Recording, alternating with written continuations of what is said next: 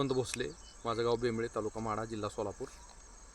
मी कृषी पदवीधर आहे आणि मी शेतकरीसुद्धा आहे.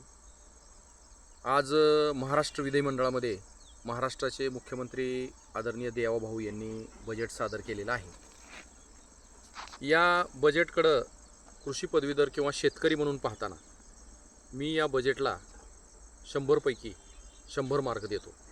कारण राज्याची परिस्थिती, आर्थिक परिस्थिती विचारात घेता शेती विकासाला पुढे न्यायचे आहे आणि शेती विकासाच्या सर्व बाबीमध्ये कुठंही कमतरता येऊ द्यायची नाही अशा पद्धतीचा हिशोब करून अत्यंत काटेकोरपणे अनेक बाबींचा अभ्यास करून हे केलेला आहे.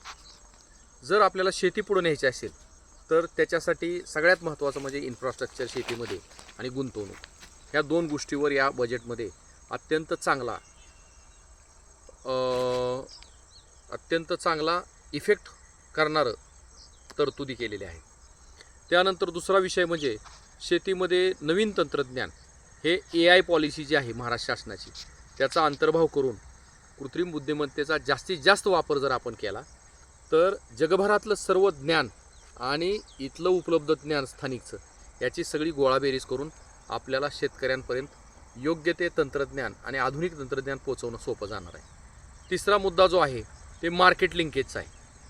मार्केट लिंकेज अत्यंत महत्त्वाचे असून मार्केट लिंकेजवरच शेती उत्पन्नाचे आउटकम किंवा शेती उत्पन्नाचा शेवटचा फायदा शेतकऱ्यांना देणारा अवलंबून असतो.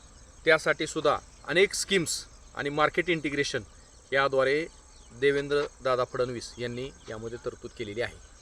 दुसरा विषय म्हणजे जो अपारंपरिक ऊर्जेचा शेतीमधला जो वापर आहे, जे 6.5 लाख शेतीपंप कार्यान्वित झालेले आहेत शेतकऱ्यांच्या शेतावर.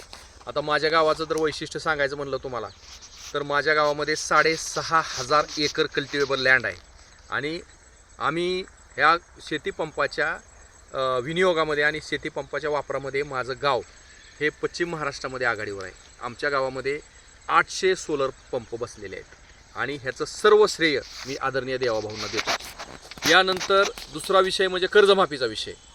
2 लाखापर्यंतची कर्जमाफी म्हणजे सर्वसाधारण ज्या शेतकऱ्यांना 2.5 एकरापर्यंत जमीन आहे, जो अल्पभूधारक शेतकरी आहे आणि अति अल्पभूधारक शेतकरी जो आहे त्याचा यामध्ये नक्की त्याचा 7-12 कोरा होणार आहे. मोठ्या शेतकऱ्यांचे काही कर्ज राहतील परंतु त्यांनासुद्धा 2 लाखापर्यंतचा जो माफीचा जो निर्णय घेतलेला आहे गव्हर्नमेंटनी, त्याबद्दल मी गव्हर्नमेंटचा आभारी आहे. सगळ्यात महत्त्वाचा विषय म्हणजे